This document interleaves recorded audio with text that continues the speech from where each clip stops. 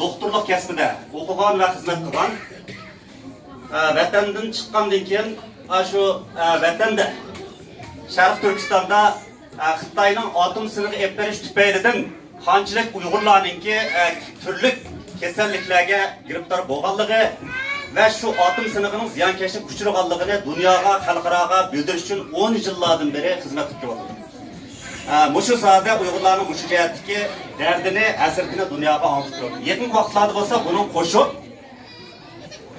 bunun qo'shib Xitoyda jumladan vatanimizda yuz berayotgan Uyg'ur mahbuslarning shundaqla tutib ketilganlarning iç a'zolarini opirib sotadigan ish shunchalik avjib ketgan Xitoyda.